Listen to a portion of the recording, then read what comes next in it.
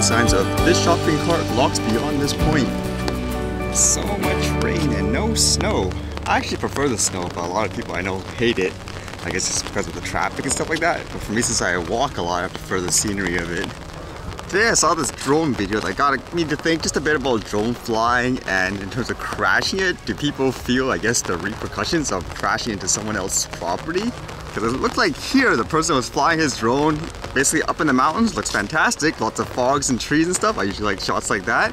And it would appear, just from my assumption, it looked like he hit the return to home, so the drone tried to fly back. As you can see, it saw the tower, it stopped, tried to be smart, obstacle, go right a bit, go forward, nope, more obstacle, and then all of a sudden it felt, hey, there's a little gap there, maybe I can go through it. But of course, it wasn't enough, and the drone basically crashed.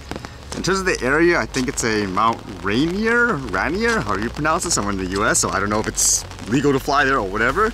So in the end, he actually recovered it because a worker basically saw it, and he had his number, I believe, underneath the battery. Like it says here, actually it flew away about 3 weeks ago and never came back. A couple of days ago, a guy working in a tower called me and asked if I wanted it back.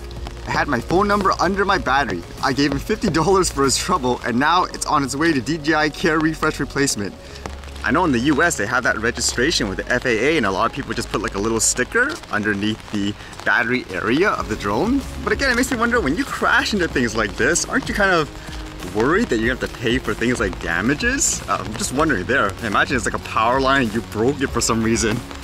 But overall, the person seemed pretty, I guess, satisfied at the end of it. It says, it was pretty mangled. The video file was corrupted due to sudden loss of power, but I was able to repair it. Pretty cool video with a happy ending.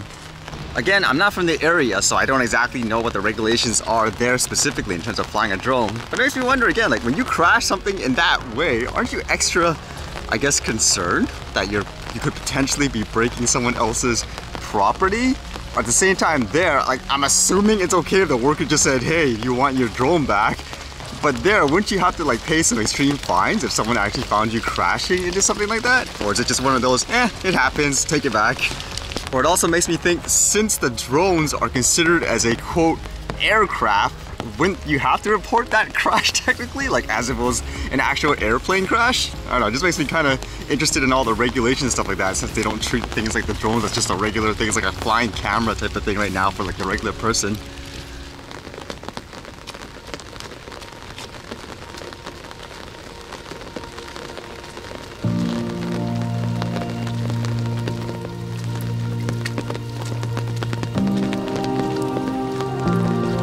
I still find that a little crazy, running in the pouring rain and stuff like that here.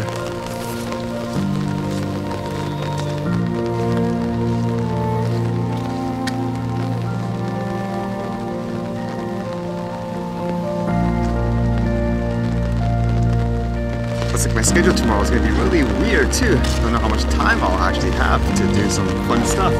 Although it's raining like this, can't fly the drone anyways. And speaking of which, I guess it's the archive.